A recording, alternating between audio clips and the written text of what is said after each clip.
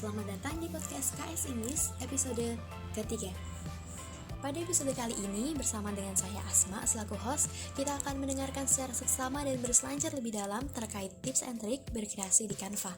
Dan tentunya nih teman-teman, kita akan berbagi ekspresi bersama dan mendapatkan insight baru bersama dengan dua narasumber hebat non-kreatif kita, yakni Kak Laila Rahmawati dan Kak Aura Heidia Septa. Please welcome. Oh ya nih teman-teman, ada pepatah yang mengatakan nih ya, bahwa tak kenal maka tak sayang, dan percuma aja kalau misal kita udah kenal tapi gak sayang-sayang. Maka dari itu, langsung just aja kita kenalan nih bersama Kak Laila Rahmawati dan Kak Aura Heidia Septa. Halo Kak Laila Rahmawati, bisa aku sapa Kak Laila aja gak ya, biar pendekan gitu nyebutnya. Hai Asma, boleh. Oke, apa kabar nih Kak Laila? Mungkin bisa make sure introduction dulu, biar kita makin kenal dan tentunya makin sayang gitu. Alhamdulillah kabar aku baik. Oke, halo teman-teman semua, perkenalkan aku Laila Rahmawati. Di sini bersama Aura, kami berdua adalah staf Departemen Hubungan dan Informasi KS Inis yang berkecimpung di dunia perdesainan. Kebetulan juga kami diamanahi untuk pegang desain Instagram KS Inis yang hampir seluruhnya nih diedit dan juga didesain menggunakan aplikasi Canva. Oke, terima kasih. Yuk coba kita move ke narasumber kece kita yang kedua, yakni Kak Aura Heidia Septa. Lagi-lagi nih Kak, aku mau tanya, bisa gak ya aku sapa Kak Aura aja? Halo Asma, boleh banget ya. Oke, apa kabar nih Kak Aura? Oke, alhamdulillah kabar aku baik. Asma sendiri gimana nih kabarnya? Baik, alhamdulillah saya juga sehat Kak. Oke, Kak Laila dan Kak Aura, kita sekarang ini lagi menggebu-gebunya terkait digitalisasi. Apalagi di era digital seperti sekarang ini, banyak hal yang bisa kita lakukan secara digital, seperti membuat poster, gambar, pamflet, dan lain sebagainya gitu. Nah, menurut Kak Laila dan Kak Aura gitu, seberapa pentingkah kita sebagai generasi Z ini untuk hidup di era digital, untuk memiliki keahlian gitu ya, keahlian merancang dan membuat desain di Canva? Mungkin bisa dijawab oleh Kak Laila terlebih dahulu.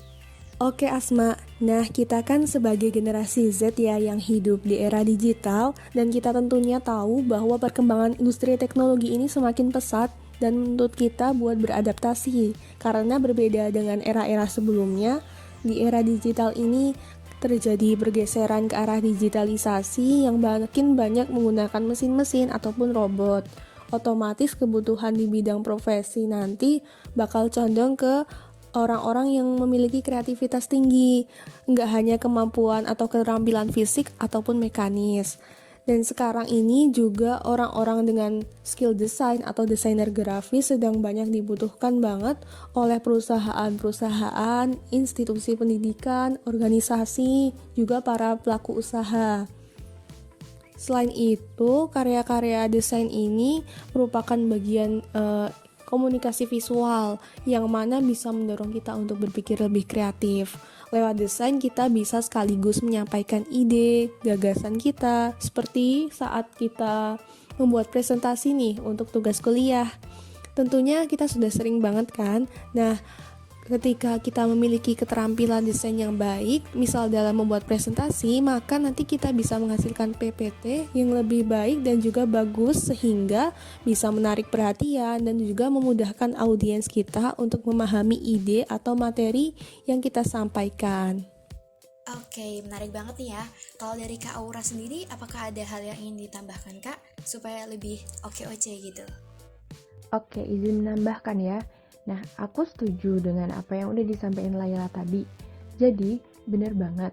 Kalau kita sebagai generasi milenial yang hidup di era digital ini, itu perlu keahlian dalam merancang dan membuat desain. Salah satunya menggunakan aplikasi Canva ini. Karena tidak menutup kemungkinan ya, untuk kedepannya pasti kan akan banyak hal-hal yang menuntut kita untuk dapat berdigitalisasi, menggantikan yang manual gitu. Jadi skill mendesain secara digital itu penting banget. Siap, terima kasih Kak Laila dan Kak Aura. Oh ya nih Kak Aura, sebenarnya apa aja sih gitu ya fitur-fitur yang ada di Canva, dan Canva itu sebenarnya kegunaannya untuk apa, bisa membuat apa saja, dan apakah di Canva itu kita hanya bisa membuat pamflet, poster, dan gambar, atau kita bisa berkreasi lebih lagi nih Kak. Nah, jadi Canva ini kegunaannya tuh banyak banget. Sesuai dengan tujuan awal aplikasi ini ya, yaitu sebagai alat bantu desain dan publikasi online untuk semua kalangan gitu. Di Canva ini kita bisa membuat banyak desain digital. Beberapa contohnya yang udah disebutin Asma tadi, seperti pamflet, poster, gambar, dan yang lain. Kita sebenarnya juga bisa buat konten digital. Contohnya itu ada konten untuk media sosial seperti Instagram, TikTok, Facebook. Kemudian kita bisa mengedit video dengan berbagai ukuran atau resolusi. Kemudian membantu untuk membuat sertifikat, CV, logo, menyusun infografis, membuat mind mapping, kolase foto, virtual background, format kalender, worksheet, planner, dan yang berhubungan dengan website, dan pokoknya masih banyak lagi yang belum bisa aku sebutin di sini ya. Oh iya, di Canva ini tuh juga ada banyak fitur-fitur yang menurut aku keren-keren banget loh.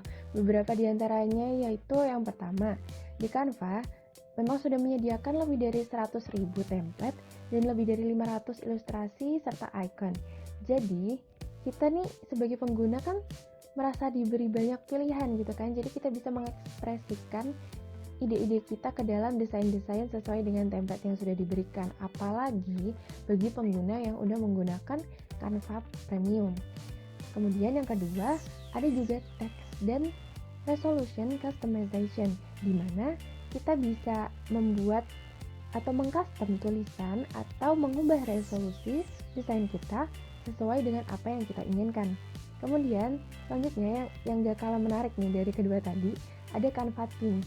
Nah, fitur ini itu berguna untuk memudahkan kita kalau kita punya desain atau project bareng-bareng dengan teman sekelompok atau teman kerja gitu ya, kolega gitu. Jadi, tiap individu ini dapat mengakses dan mengedit pekerjaan yang sama gitu.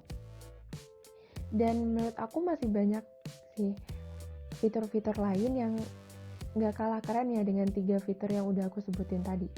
Pokoknya Canva itu menurut aku ramah banget bagi semua kalangan, baik yang masih pemula sampai yang udah pro gitu, Asma. Wah, siap-siap Kak. Berarti Canva ini cukup dari lebih banget ya buat ngebantu kita nih ya sebagai seorang yang masih pemula gitu. Oke. Oh ya, kan tidak semua orang gitu ya memiliki keahlian untuk mengedit, merancang, dan mendesain sesuatu. Mungkin ada seseorang yang cukup bisa menggunakan Canva, tapi mungkin ya hasil karyanya kurang memuaskan gitu. Nah, kalau dari Kak Laila sendiri, apakah bisa seseorang yang seperti itu memperbaiki skill tersebut supaya lebih baik dan bisa menghasilkan karya yang lebih indah dan lebih estetik nih Kak? Tentu bisa banget. Karena pada dasarnya belajar desain ini semakin kita sering berlatih, maka skill desain kita juga semakin bagus. Tapi di samping itu kita juga perlu nih belajar basicnya atau terkait prinsip-prinsip dasar desain. Nah, apabila prinsip dasar atau sebagai fondasinya itu sudah tertanam dengan baik, maka desain kedepannya bakal lebih baik lagi. Prinsip dasarnya itu seperti kayak color theory atau teori warna, sesimpel gimana caranya supaya tulisan atau teks dalam desain kita ini bisa terbaca dengan mudah. Penerapannya misal ketika kita menggunakan background atau latar belakang yang gelap, maka teks atau tulisan kita menggunakan warna yang lebih terang ataupun sebaliknya. Kemudian juga ada layout atau tata letak, itu terkait bagaimana supaya jarak antar elemen tidak terlalu mepet ataupun terlalu renggang, kemudian simetris kanan kiri, atas bawah supaya nantinya juga nyaman dilihat. Selain itu juga ada tipografi atau penggunaan font. Nah, ini penting banget karena supaya nantinya font yang kita pakai ini sesuai dengan tema yang kita gunakan dalam desain. Misalnya ketika kita membuat desain tema Hari Pahlawan, tentu saja font-font yang dipakai itu yang tegas, yang membuat semangat gitu bukan font yang seperti lucu-lucu atau yang bulat-bulat seperti itu. Kabar baiknya untuk prinsip-prinsip dasar tadi ini kita bisa pelajari dari mana saja nih, karena sudah banyak sekarang konten kreator yang membagikan tips desain lewat akun-akun Instagram, TikTok, ataupun YouTube. Nah, kita bisa follow nih channel atau akun tersebut. Atau kita juga bisa nih sekalian investasi upgrade skill kita lewat kelas-kelas desain online yang sekarang juga sudah banyak banget. Selain belajar prinsip dasar tadi, tentunya kita juga perlu berlatih. Nah, dalam berlatih terkadang kita butuh ide atau referensi begitu. Nah, referensi ini kita bisa dapatkan utamanya dari Canva nih. Karena di Canva sendiri, seperti yang sudah dikatakan oleh Aura, memiliki banyak sekali template ratusan ribu bahkan yang bisa kita gunakan atau kita jadikan acuan sebagai contoh atau referensi dalam desain kita. Selain itu, kita juga bisa mencari referensi di Pinterest, misal terkait referensi font-font unik, template-template estetik, dan lain sebagainya. Sekaligus bisa sekalian kita update tren-tren desain yang ada. Selain referensi di Canva dan juga Pinterest, kita juga bisa mencari atau menemukan referensi dari kehidupan sehari-hari yang dekat dengan kita. Semisal ketika kita menonton film, di situ kan ada poster film. Nah, lalu juga bisa lewat event atau pamflet event-event kampus, majalah, dan juga iklan-iklan yang beredar. Dari referensi-referensi itu kita bisa dapat ide baru, kita juga bisa menerapkannya dalam desain kita dengan prinsip ATM atau amati, tiru, modifikasi, sehingga nantinya kita bisa menghasilkan inovasi baru, desain yang lebih baik lagi. Wah, terima kasih banyak nih ya atas tips and trik dari Kak Laila. Sudah cukup membuka pandangan tertutup kita ya, bahwa pokoknya itu semua orang bisa menjadi seorang artis gitu, dan nantinya kita cukup terbantu sesuai dengan tagline Canva ya, yang mana make complex thing simple gitu. Oke, aku mau tanya nih ke Kak Aura.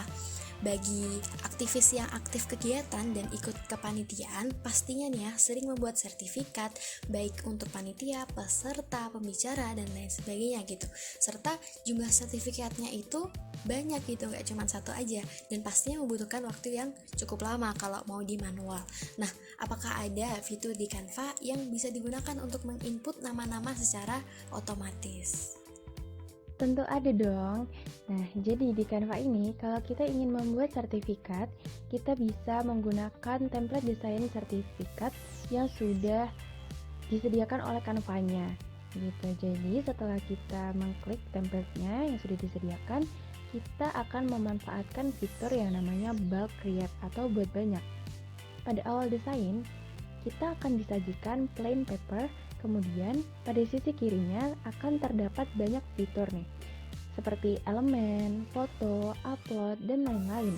Setelah itu, kita bisa klik icon titik 3 atau more, dan nantinya akan tertera fitur bulk create atau buat banyak. Setelah itu, kita akan memasukkan data. Data yang dimasukkan ini bisa kita masukkan secara manual, dan kita juga bisa memasukkan data-data yang sudah berbentuk seperti Microsoft Excel dan lain-lain. Kemudian, data yang kita input ini dapat berupa nama-nama penerima sertif, title, dan lain-lain. Setelah itu, kita akan mengkonekkan data-data tersebut dengan Canva-nya. Setelah diproses, jadi deh. Kalian udah bisa atur halaman masalnya. Jadi, kalian bisa mengedit tiap halaman sertif yang kalian inginkan. Gitu, Asma. Oke, terima kasih nih ya jawabannya dari Kak Aura. Beranjak ke pertanyaan selanjutnya nih, lumayan panas ya nih Kak Aura dan Kak Laila. Semua aplikasi itu sebenarnya kan berbayar nih ya Kak, dan pastinya gak ada yang murah gitu. Kalaupun ada yang gratis, pasti kan ada fitur-fitur yang terbatas ya, atau kita nggak bisa menggunakan. Sedangkan kita sebagai mahasiswa kadang kan kayak merasa bahwa berat gitu kalau harus membeli atau berlangganan secara premium untuk aplikasi-aplikasi seperti itu, termasuk Canva. Nah, dari Kak Laila, apakah ada nggak sih ya cara lain supaya kita itu bisa menggunakan fitur-fitur di Canva Premium tanpa terbatas, tapi kalau misalkan kita membeli itu kan harganya nggak murah gitu. Nah, maka dari itu ada nggak sih Kak cara-cara untuk kita bisa menikmati fitur Canva yang cukup premium tapi nggak mengeluarkan biaya yang cukup besar gitu? Mungkin kayak bisa disesuaikan lah ya dengan kantong-kantong mahasiswa gitu. Oke, alternatif tips nih ya. Mungkin daripada mencari-cari langganan Canva Pro yang lebih murah, kita bisa nih memanfaatkan akun email kampus untuk mengakses Canva Pro secara gratis selama 1 tahun loh. Dan Canva sendiri bekerja sama dengan GitHub, yaitu suatu platform pengembangan software yang dari sana kita bisa mengeklaim akses tersebut lewat akun GitHub yang kita hubungkan dengan email kampus. Wah, oke, terima kasih saran-sarannya dan juga jawabannya dari Kak Laila. Ternyata berbekal akun Gmail universitas aja kita bisa kok mengklaim dan juga mengantongi status premium di Canva. Oke, hebat banget deh ya Canva ini. Oke nih Kak, next ke pertanyaan selanjutnya. Terus nih ya Kak, semisal kita tetap memakai Canva yang non berbayar gitu alias non premium, apakah aman untuk kita terus menggunakannya gitu? Karena kan pastinya nggak ada seseorang atau nggak ada hal lain yang bisa melindungi atau mempertanggungjawabkan karya kita kalau misal kita memakai yang gratisan terus nih. Terus meskipun kita memakai yang gratisan atau non premium, perlu nggak sih Kak untuk registrasi gitu? Misalkan kita harus masuk menggunakan akun Google, nomor telepon, atau yang lain sebagainya. Mungkin bisa dijawab oleh Kak Laila. Oke, untuk pemakaian free ataupun non berbayar sejauh ini aman ya teman-teman, karena dari Canva sendiri memang menyediakan 2 versi di mana ada Canva free yang bisa diakses semua pengguna tanpa berbayar, tetapi ada keterbatasan fitur. Dan juga yang kedua ada Canva Premium atau Canva Pro yang memang disediakan untuk pengguna yang berlangganan. Mungkin alangkah lebih baiknya bagi teman-teman yang punya uang jajan sisa ataupun uang lebih digunakan untuk berlangganan Canva supaya bisa lebih memaksimalkan fitur-fitur yang ada. Selain itu kita juga bisa lebih menghargai para graphic designer dan juga kontributor Canva. Nah, terkait registrasi ini sebetulnya di Canva cukup mudah ya teman-teman. Kita bisa memanfaatkan email kita ataupun ketika tidak memiliki email maka bisa menggunakan nomor telepon yang nantinya ada verifikasi tertentu. Baik, terima kasih sekali Kak Laila atas jawabannya. Oh ya nih Kak Aura mau tanya, kalau misalnya Kak kita bisa memanfaatkan Canva dengan baik, ada nggak sih ya Kak kemungkinan kalau kita itu bisa menghasilkan uang dari Canva gitu alias cuan? Nah kalau misal bisa gitu, contoh realnya itu seperti apa Kak? Boleh nggak tuh dikasih tips and trick lagi kalau misal kita itu mau menghasilkan uang dari Canva gitu? Banyak banget. Di Canva ini kita nggak hanya bisa sekedar pakai Canva sebagai untuk mendesain, tetapi dari Canva kita juga bisa menghasilkan cuan loh. Nah, cara-caranya nih, yang pertama bisa dengan membuat template desain media sosial dan kemudian dijual di situs Creative Market. Kemudian bisa juga kita buka jasa desain. Selanjutnya, selain buka jasa desain, kita juga bisa menjadi content creator Canva di YouTube, Instagram, TikTok, dan platform medsos lainnya. Dan yang terakhir, kita dapat menjadi afiliasi Canva. Izin menambahkan juga nih, misalnya untuk teman-teman yang jago bikin ilustrasi baik manual maupun digital, di Canva sekarang sudah ada yang namanya Canva Contributor. Jadi teman-teman semua bisa upload ilustrasi teman-teman ke Canva, dan nanti pengguna Canva lainnya bisa pakai, terutama yang pengguna Canva Pro. Nanti ketika ada yang pakai ilustrasi atau elemen yang kita buat, otomatis nih kita bakal dapet cuan. Nah, contohnya ketika teman-teman lagi search elemen di Canva, kadang-kadang kan nemu nih elemen-elemen yang Indonesia banget, dan itu adalah karya-karya dari kontributor Indonesia yang sekarang sudah mulai banyak banget. Oke, mantap banget nih ya satu kalimat dari aku selaku host. Gila parah sih gitu. Oh ya, Kak Laila dan Kak Aura, impersonal kakak berdua ini ya. Menurut kakak-kakak sekalian, Kak Laila dan Kak Aura ini, selama Kak Laila dan Kak Aura ini menggunakan aplikasi Canva, apa aja sih kelebihan dan kekurangan dari Canva itu sendiri gitu? Kalau dari perspektifnya Kak Laila gimana nih Kak? Mungkin bisa sharing tipis-tipis kali ya? Kalau menurut aku, kelebihan Canva tentu aja banyak. Nah, Canva yang pertama punya banyak koleksi template yang bisa langsung digunakan dan otomatis bakal mempercepat kita dalam mendesain. Yang kedua, kita juga bisa mengupload aset desain kita sendiri, semisal foto, video, audio, bahkan ilustrasi. Ketiga, di Canva kita nggak hanya bisa sebatas mengedit desain, tetapi juga bisa editing foto dan juga editing video. Dan yang keempat, banyak banget fitur di Canva yang keren abis nih, seperti menghapus background foto bahkan video secara otomatis, membuat grafik, dan juga bisa resize atau mengubah ukuran desain kita secara otomatis juga. Untuk kekurangannya, sayangnya masih banyak fitur-fitur yang useful atau keren tadi yang hanya bisa diakses lewat akun Canva Pro. Selain itu, format file untuk setelah kita mendesain, kita mau ekspor itu di Canva hanya terbatas format filenya. Dan yang terakhir, sayang sekali tidak ada fitur backup untuk proyek-proyek desain kita yang ada di Canva. Begitu. Wah, siap-siap, menarik banget ya teman-teman. Kalau dari Kak Aura sendiri, apakah ada hal yang ingin ditambahkan Kak? Oke, kalau menurut aku sih kelebihan dari penggunaan Canva selain yang disebutkan Laila ya, jadi Canva itu mudah digunakan untuk semua kalangan atau accessible. Jadi mau itu kita yang baru pemula ataupun yang udah pro gitu, semua tuh akan merasa terbantu banget gitu dengan adanya Canva ini. Dan kekurangan Canva sendiri menurut aku itu mungkin dari segi ini ya. Jadi kita tuh belum bisa customize elemen-elemen sendiri. Itu sih dari aku, Asma. Wah, mantap banget nih teman-teman terkait kelebihan dan kekurangan dari Canva itu.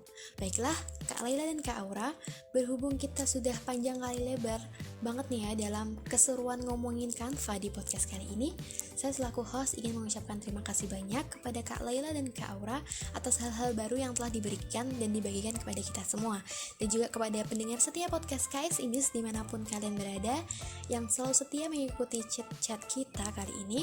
Stay tune terus ya, dan nantikan selalu keseruan episode podcast KS Indus yang selanjutnya.